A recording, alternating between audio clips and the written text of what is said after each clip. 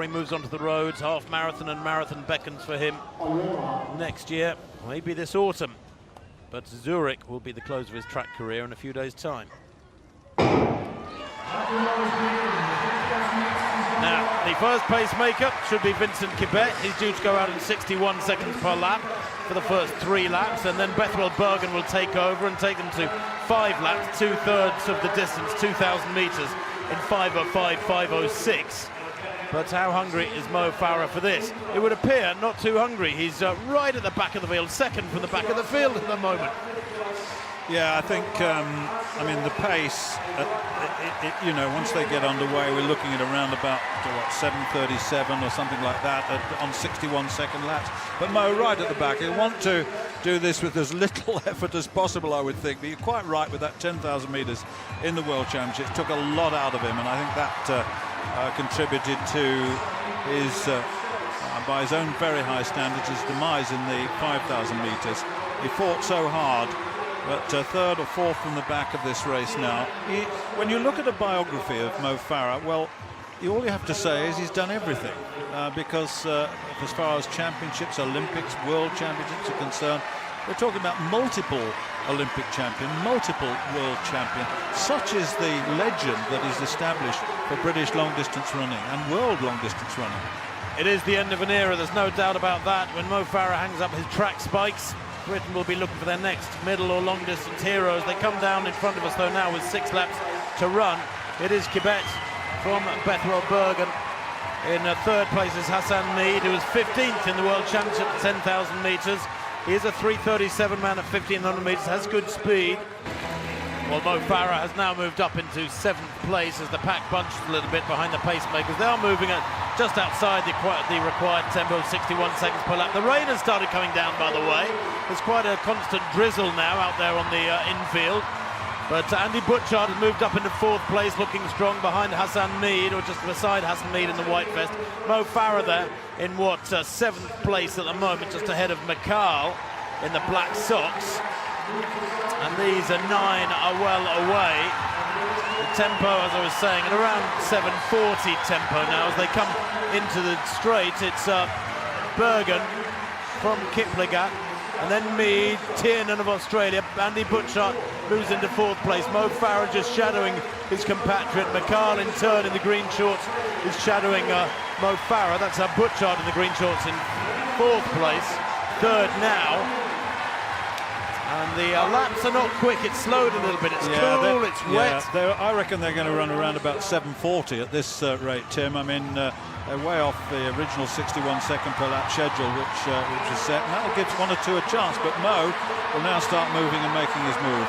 Well, Andy Butchart has made an aggressive move up into 2nd place and looks like he's hungry for this. There's quite a surge going on up front. And it is Bergen who I think has got a nudge. Maybe Andy Butchart shouted something to him, but Mo Farah has recognised the danger and slotted into 3rd place. McCall in turn, the tall Moroccan, has moved around Kiplangat in 4th place into 3rd now. So it's Butchart, Farah, Kiplangat, McCall, bit of a gap back to Tiernan, and then Ringer, Richard Ringer of Germany, having a good run back in 6th place. 2 laps to run. Well, it's a solid piece of running now. The 4 have broken away, and you're right, McCall is a danger. The Spaniard, silver medalist over 5,000. He's got the strength endurance from 5,000 metres. He's also got a pretty quick finish on him as well, as he demonstrated in the World Championships. He was 4th in the World Championship 1,500 metre final at 3:34, so he's got real pace too. And we'll have to see how that goes. And Bouchard, I'm sure they'll run past Bouchard in the end, but I think you're right, McCall is a danger to Mo, but Mo has got that finish, we know. But how much tiredness is there in those legs? Butchart from Mo Farah. Kiplangat, the youngster, in 3rd place, only 19 years old, went down in his heat at the World Championships at 5,000 metres for Kenya. It's Butchart with 500 metres to run from Mo Farah. The crowd loving this one. This Alexander Stadium crowd roaring on their hero. He won here last year in 7:32. The final lap now for Mo Farah as he reaches the bell. Now, Kiplangat in 2nd place, Butchart 3rd, McCall in 4th place. Could be a real threat here, McCall. Watch out for the Spaniard. I think I said he was a Moroccan. He's a Spanish 26-year-old the European Championship silver medalist last year at 5,000. We know he's got good strength, and he moves onto the shoulder of Farah now, who looks relaxed. Quite a contrast to the features of Mekal, the Spaniard grimacing there. Kiplangat on the inside, boxed, looks very relaxed. Could he be a danger? 200 metres to run. Mo Farah still looking strong, going through the gears, gauging this up. Again and again he's had the measure of the opposition. He's outwitted them, he's outsmarted them, and he looks like he's outsmarted this field once more as Mekal in second place glances over his shoulder, looks legged here as Mo Farah surges down the home straight. The crowd rise to their feet in the home straight stand as he takes victory now, Mo Farah, with a final lap of around 57 seconds, 56.89. 7:38 the winning time for Mo Farah. Simple stuff for the multiple world and Olympic champion. And he sends this massive crowd who is Alexander Stadium home happy with what was a fairly textbook win for him. Whether it's top-level opposition or a moderate field like this, Mo Farah has again and again coped with them with consummate ease at world and Olympic level, at European Championship level too. And this man whose legacy, well, we hope will have inspired many youngsters into the sport of middle and long distance running.